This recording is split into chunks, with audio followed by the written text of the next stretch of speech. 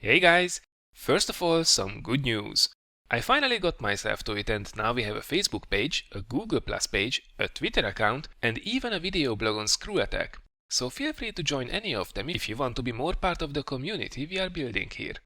The links are in the description below, but of course you can also click on the icons on my main YouTube channel. Now regarding this video, I've been late with it for quite some time and learning the maps is really not something I should be postponing. But better late than never, eh? Either way, the third episode of the best starting cooldown positions is ready, this time featuring Arctic region, Kharkow, Serene coast, South coast, Westfield and Windstorm. I think for the rest I will ramp up the amount of maps featured per episode to around 10, as I wanna finish looking at the cooldown positions during the next 2 episodes and start exploring the best sniper positions. But plans aside, let's now focus on these 6 very characteristic maps and where you should start out with your cooldown loving very heavy tank. The first victim is Arctic region, which has a very distinct heavy engagement zone around the corner of the mountain on the 9 line. The foot of the mountain offers some good cooldown positions from either side. The main thing to look out for here is not to overextend in the beginning. If your first stop is at the very corner of the mountain, then you are doing it wrong most of the time, as you have no cover to back into should things go sour, plus you lose your artillery cover as well.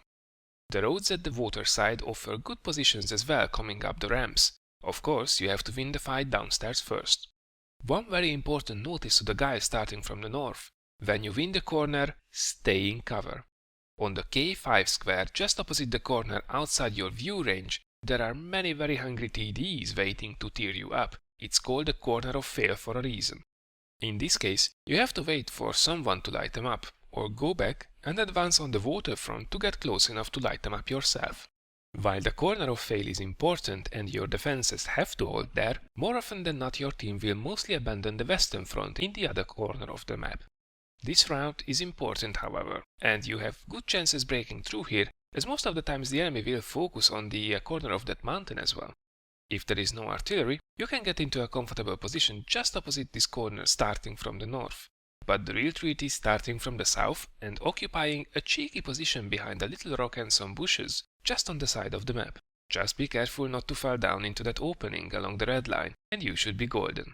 You will even have some artillery cover in this spot. Next up is Kharkow, a city map that is a brawling heaven, but there are also tons of possibilities to go cooldown with all the rubble and barricades on the streets. If you keep your eyes open, you pretty much cannot go wrong here with your heavy tanks until you stick to the city area. But my favorite positions here are around the E4 square from the south guarding this main road, or on the F5 just in the neighborhood overlooking this little open area between the houses. Starting from the north, I pretty much occupy the other sides of the same roads. The advantage of these positions is that you can move around from here quite easily to wherever you are required.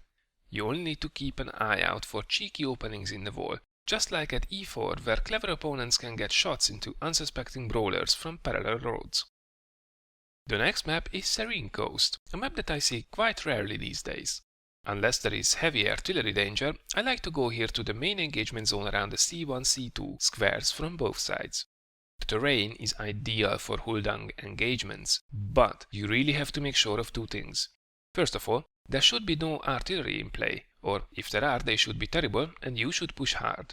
And second, you have to make sure your flanks are covered from cheeky mediums and lights peeking over at C2. Now, if all these points are fulfilled and you have enough friends with you, you will have a swell time here guaranteed. If however you are basically alone, or there are lots of SPGs waiting for you, just don't bother with this location. Take another route or take up defensive positions around Rayvale or at the rocks around the base. The alternative, and a little bit more arty-safe route, is around the small hilly part running along the water. Just make sure you stick to the outer side if you decide to go down there. The following stop is South Coast, a really interesting map that you can screw up in a lot of ways. When playing cooldown, I pretty much focus my attention on at the right side of the map where that little village lies on top of that little hill. Climbing the road to the village from both sides is cooldown heaven, but other than the enemy artillery, you have to be also careful here about the enemy sniper nests. When starting from the south, you are covered on your side of the village, and you only have to worry about shots from the enemy base when reaching about halfway into the village. When you start from the north, however, you cannot afford to go to the village directly, as you would position yourself right in front of the enemy sniper nests in the side of the mountain. Instead, you should start off first, next to these rocks, at this little ruined building, from where you should be able to clean the place out if someone lights them up for you. You should advance to the village only once the air is clear. Now we move to Westfield, a map with a designated brawling area just by looking at the spawning points. I'm of course talking about the peak of the hill in the middle of the map, right next to the little town. What usually happens is that both teams peek over the top regardless if their tanks are good for that or not. So if the team composition is right, you should have a strong advantage. The best places for you are on either side of the little road running across the hill. Here the elevation is smooth enough to allow careful peeks revealing on your massive turret. Just be aware of the snipers as well, up in the woods on either side, so try to be as quick as possible. Now if you are up against much stronger opponents, going over the top is mostly fruitless as you cannot penetrate their turrets and hull reliably from the front, even if they cannot do the same to you either. In this case, I try to flank at the edge of town when starting from the south, and I position myself at the side of the hill around these bushes when I start from the north. Last but not least, let's look at Windstorm, where most of the heavies like to storm off towards the town, leaving the western path open.